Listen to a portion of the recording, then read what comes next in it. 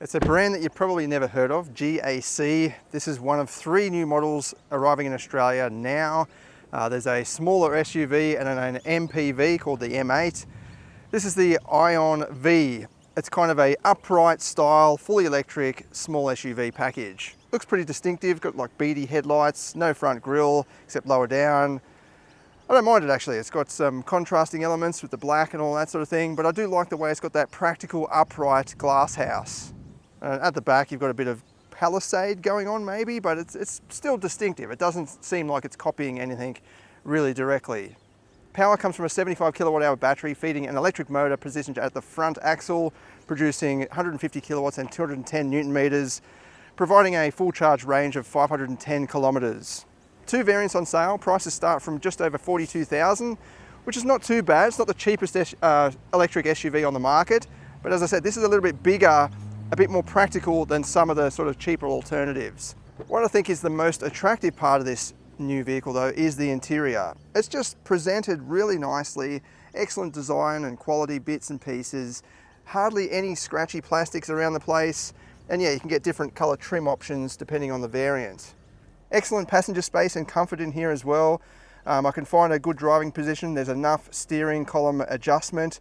So yeah, I can just find that natural position. It's probably not as natural as some SUVs on the market, mainly because of the steering wheel, how it's not completely vertical, or yeah, it's just a little bit sloped, but overall, this is a comfortable place to be for sure. It's even got massage seats available with a few different massage settings, and it's actually really nice for this style and for this price category as well. You've got a 50-watt wireless charger and some under console storage, twin cup holders, and even a proper fridge, which is actually freezing in there. Like a lot of these new age vehicles though, there's not many physical controls in here. In fact, none on the console or dashboard.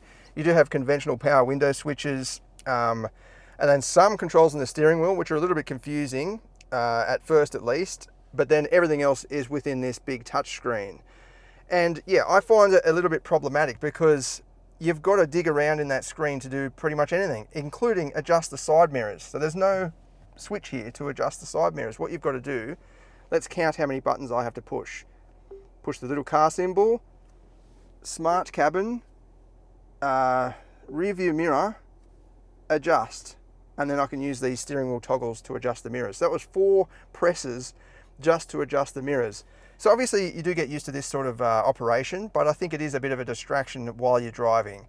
And it's not just the side mirrors. So if you want to adjust the temperature or anything like that, you've got to hit the little symbol there, then all your climate controls pop up. I mean, again, you can use the voice control for some of the settings, but if you want to just do, find controls, you've got to go through that screen. And if that screen plays up, which they do play up every now and again, I've had various vehicles where the screen's just reset itself, then yeah, you can't access it, obviously. You've got to wait for it to reset. But in terms of technology, it is quite nice. It's got good graphics, plenty of different settings you can play around with, and all of that, especially for this price. So it does have good showroom appeal. You'll get into this and go, wow, this is whatever, $43,000 excluding on roads.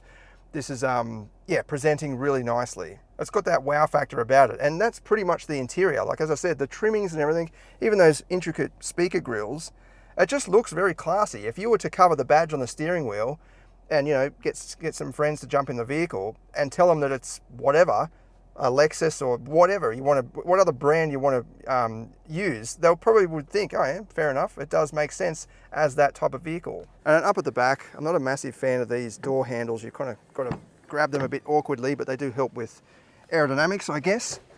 You've got plenty of room, again, for this class. Like, look at all that leg room. It's massive in here.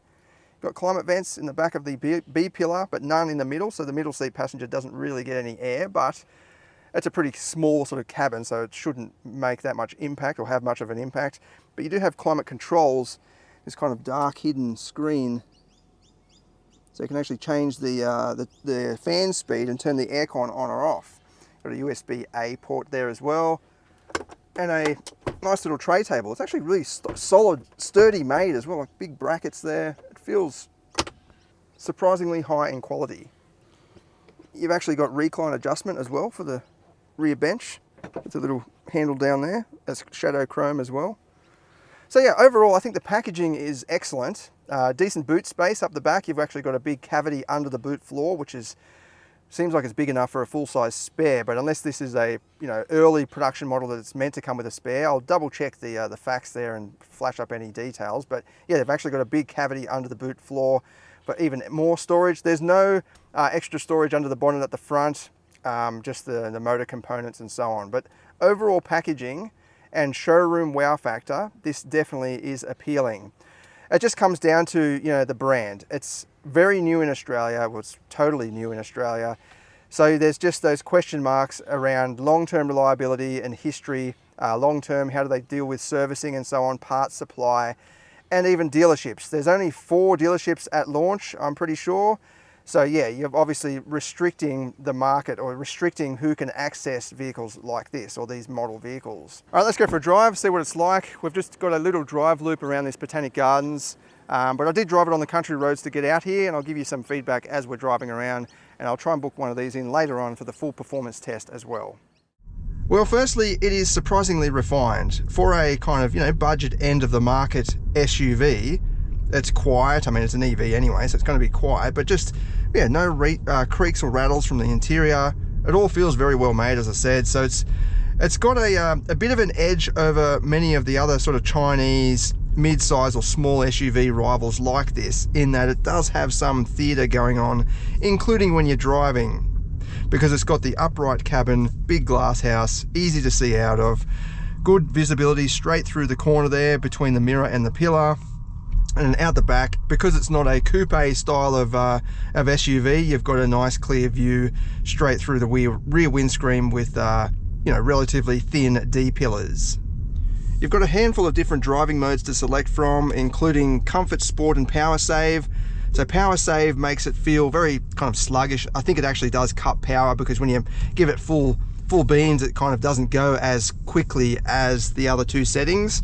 But it does provide the strongest regen. So going down this hill, I've got my feet off the pedals and it's just slowing the vehicle. Whereas when you put it in Comfort or Sport, look, it's starting to roll and pick up speed. And in saying that, when you put in Sport or Comfort, the maximum setting for regen is medium, and it's not very strong. Like, it doesn't bring you to a complete stop. It's not like a 1-pedal driving mode at all. It's actually pretty weak in the scheme of things. And then weak is almost rolling, like it's almost coasting. And you've got a third mode, Close. I don't know what that means. It kind of seems like it should say coast, because it just rolls. There's no braking regen at all happening. I can just back off and it'll just roll along. So yeah, I think it's a bit of a shame that there is no sort of 1-pedal mode or even adjustable brake regen that's a bit stronger than that medium mode. Now, I tend to personally not like 1-pedal driving, but even in that medium mode, it's kind of a little bit too weak. I'd want just a little bit higher, and then you maximize battery performance. It seems to be pretty efficient. You've got different settings here for heating and charging and all that sort of thing. It's averaging 11.3 kilowatt hours per 100 kilometers, which is extremely low. And we've been driving mainly on sort of country roads, 80 kilometer an hour speed zones. So that is a very good consumption rate. It reckons we've got 345 kilometers range left, and I've been driving mainly in sport mode, to be honest. I tried out a few of the different modes, but yeah, it seems to be pretty good. In terms of performance, GAC claims 0 to 100 in 7.9 seconds. That's okay. It's about average for a electric SUV of this size. You can get quicker ones, but if you compare it against a petrol SUV of this size, then yeah, this is much quicker. But you've also got that immediate response off the mark. So yeah, much punchier, much zippier in the traffic and in the city. In terms of handling, look, this is okay. If it's going to spend a lot of time in the city and the suburbs, it's fine. But out on the country roads, I notice it does kind of bounce a little bit, and it seems to be a bit of like pivoting on the front axle. So the back end's kind of bouncing up and down over undulations and bumps. And there seems to be a little bit of firmness initially, but I have found that a lot of these models, they're launching them with very high tire pressure. So 40 PSI seems like too high, even for an EV. You want it to be, down near 35 or 34 or something like that, 36 when they're warm. But yeah, 40 seems like it's a little bit too high. But overall, it's easy to drive, the steering, you know, it's got that kind of weighty feeling to it, so it just makes it easy to maneuver in tight situations. But out on country roads, yeah, I think they could make some tweaks just to improve the body control. There's a little bit of body lean as well when you're turning into big sweeping bends. Again, it just depends what you're going to use this for and what you expect out of this. I would prefer something a little bit sportier, a bit of better body control, and yeah, do something about the sort of bouncing, and you've got yourself a pretty well sorted little SUV. The main attractions I think you should note are the cabin space and the sort of that upright glasshouse environment. So yeah, it just feels very spacious for this size vehicle. I do like the presentation and the design inside, like even the cross stitching there. It's just quite classy. Shadow chrome detailing for the door handles and the speaker grills. It does sort of step above many of the sort of cheaper SUV rivals that are coming out at the moment.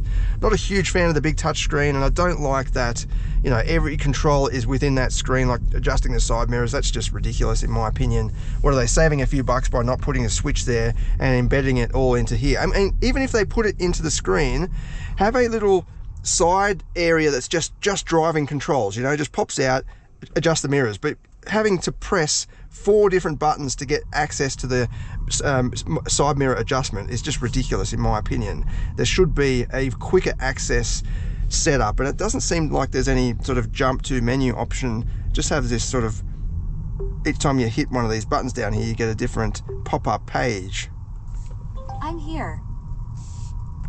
You do have the voice control as well, which I've just accidentally pushed on the steering wheel. There's controls on the steering wheel, very faint markings, but obviously once you own the vehicle and get used to it, you know where everything is anyway. I'll put more details in the written review linked in the description of this video.